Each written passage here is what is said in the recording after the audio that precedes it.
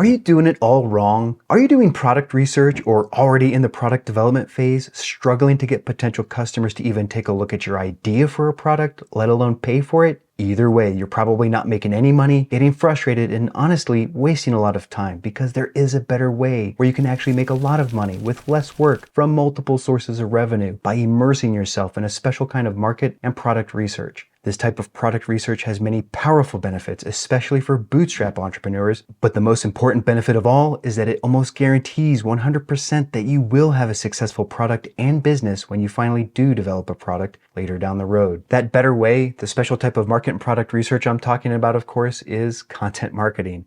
And by the time you're done watching this video series, I promise you that what I just said will actually make sense. Welcome to the channel. My name is Troy, and I help entrepreneurs start and grow sustainable businesses by sharing what I know and what I continue to learn on my entrepreneurial journey. In this video series, I'll walk you through all the advantages and benefits of the content-first content marketing strategy, explain how it's so much better than a product-first approach, especially now that we have AI tools to accelerate it. Plus, I'll share incredible real-world examples of successful content marketing in action, like a business that began as a blog and now rakes in over 100 million in annual revenue thanks to content marketing. Finally, I'll provide a complete beginner's guide on how to use all the different mediums like blogs, social media, YouTube, podcasts, and newsletters in content marketing, tell you which ones to start with, which ones to avoid, and show you how to set up and structure all that content marketing so that it creates a successful and sustainable online business. But if you want to know the biggest reason why I now almost always start with content marketing over pretty much anything else in a startup, then you should keep watching this to hear how I struggled for years with a product-first approach that failed and then learned how to achieve financial independence for over 5 years with a content-first approach.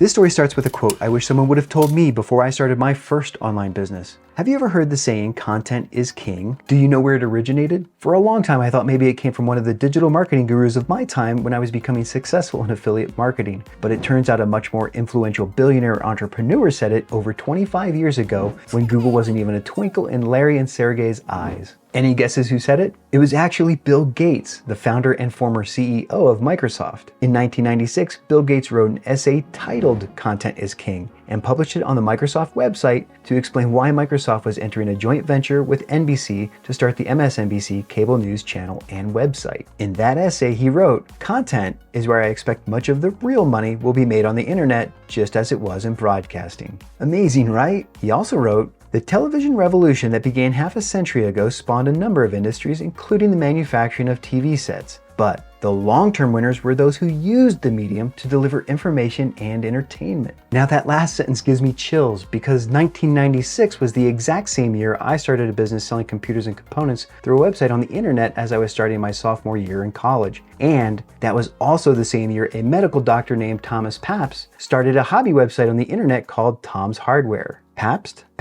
Am I saying that right? Let's just call him Tom. Tom's Hardware didn't sell anything for a while. It just published its own research and reviews on PC hardware for hardcore PC enthusiasts, so naturally I would visit Tom's Hardware a lot for information I needed to build cutting-edge, high-end computers for my business. So this story starts out as a tale of two websites, one that sold lots of products but had very little content, and another that had lots of premium high-end content and eventually only one product as far as I can remember. Which one of these websites do you think wins in the end? When I started my site, I was struggling, spending way more time than I expected selling and building computers, while Tom's Hardware wasn't selling anything, but was building something, an audience. I soldiered on and submitted my site to even more online directories and search engines of the day called web crawlers, and traffic and sales slowly started to increase. I also discovered some suppliers who would dropship products for me and found I could now efficiently make $20 to $200 on a sale for about 15 minutes worth of work, which mostly consisted of receiving an order from my website and forwarding it on to one of my dropshippers to fulfill. It was decent work and money for a college student, but I developed a vision for what could be if I automated and scaled the business, so I decided to take a year off from college to see if I could do that. And sadly, this is where things take a turn for the worse. Almost as soon as the semester was over and my efforts to scale my business got underway, a disturbing pattern began to emerge. Sales increased for a little while, but margins started to go down while I was getting even more calls to my 800 number and emails from the support page on the site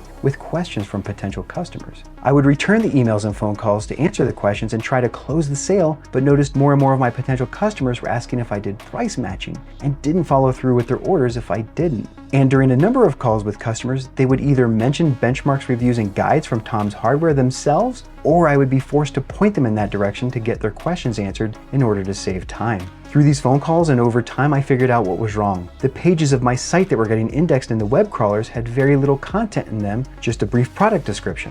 And back then, people were used to buying things like that in person, being able to look at a box and ask the salespeople at the store questions about the product before buying it. So I updated the product description on the website to provide much more information about the products, and much of that information came from Tom's Hardware, or later that year, a new site with similar information called AnonTech. This seemed to help, but margins kept going down as large companies put up websites and started selling to end users below my wholesale prices. I didn't have the buying power to compete on price, and so now my plans to automate and scale my business were in serious jeopardy. Then one day, I was on Tom's Hardware and saw an announcement from Tom that he was leaving medicine to focus on Tom's Hardware full time. Tom was making plenty of money from ads and his book he sold through the site. I couldn't believe it. An MD without a background in engineering or computers was successful from what started out as a hobby tinkering with and testing computer hardware. This profoundly impacted me and made me question what I was doing. I started to envy Tom and Anon. These guys were getting to build, test, and play with computers all day, and they were getting paid very well and gaining notoriety for it. I started to think, hey, I love computers too. That's why I started a computer business, and I would much rather tinker with them and write about it all day rather than toil in obscurity for almost no money. I enjoyed writing code for the website too, but it took a lot of time back then when everything had to be coded from the ground up. So after a period of denial, once margins for me shrunk from 30% at one point to low single digits, I made the difficult decision to wind down my business and go back to school and focus on getting my electrical engineering degree. My site is long gone, but Tom's Hardware and AnonTech are still around today over 25 years later, perhaps not in all the same glory as they once were now that their success allowed Tom and Anon to retire from tech journalism. But in their prime, they created content and a brand, built a dedicated audience, and made most of their money through ads, but they could and probably should have created their own products. Tom's Hardware and AnonTech had loyal audiences that would have purchased pretty much anything that Tom or Anon told them to.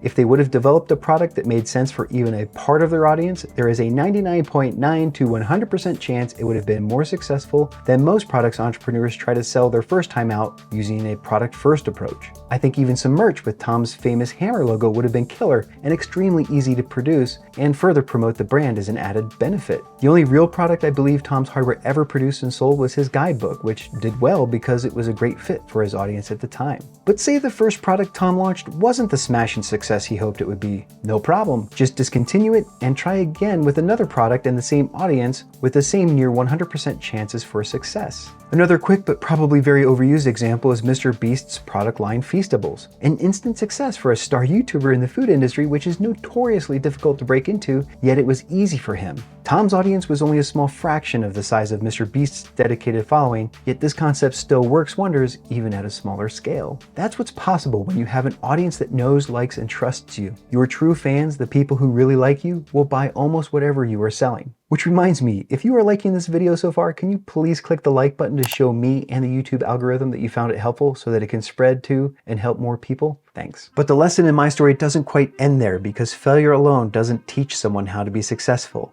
And I was still very interested in business and being an entrepreneur, but I had learned some very hard lessons about business that deterred me from jumping in again until I finished college, got a job, and saw the right opportunity. By 2008, I had learned about WordPress and affiliate marketing and saw some products I found interesting and wanted to research and learn more about. Being presented with this opportunity to rapidly publish multiple websites using WordPress and make money without needing to create my own product, I started working on my new business in the evening when I was done working my 9-to-5 job as an electrical engineer. Except this time, I didn't sell any products. I just created a ton of content that provided information people were looking for in a given niche and put affiliate links in the content, especially at the end of product reviews. Then I learned a little bit about search engine optimization, or SEO, and started to rank for high-value keywords and got tons of organic traffic that converted into sales very well. It was wildly successful. I started to see results within just a few months. I had more web traffic than I could believe, and affiliate sales started to cross the $1,000 mark each month and kept growing. I was also making money from ads, but affiliate commissions, especially the reoccurring affiliate commissions, were way more lucrative. Brands started calling me and offering me free product to review and higher commissions than their default affiliate programs were offering. I didn't have to do any outbound sales to anyone at all.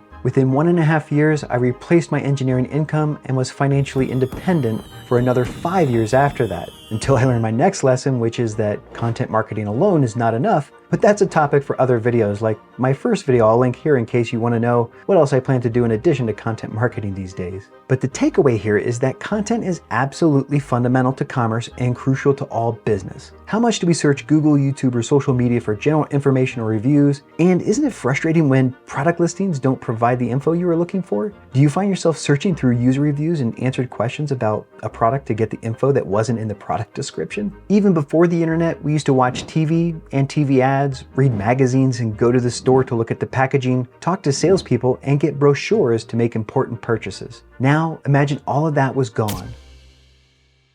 No search engines, no articles online, no YouTube or social media, no helpful product packaging or salespeople. Just online and offline stores with little or no packaging and a price tag. How comfortable would you be buying a product now? It's hard to imagine, yet that's what my website selling computers was back then when the internet was just getting started and there wasn't a lot of content out there on the internet. Now, so far I've talked about a few important lessons learned, but I haven't really extracted each one from the story very clearly yet, and I haven't even mentioned some of the best, most impactful advantages of a content-first approach, like how exactly content marketing is the best form of market and product research in my opinion. So if you want to learn about that and the rest of the reasons why I almost always start with content marketing, then please tap or click on the next video in the series. And if you aren't seeing a video here yet to tap on, then please click subscribe and turn on notifications so that you get notified when that one comes out. Thank you so much for watching, and I'll see you in the next one.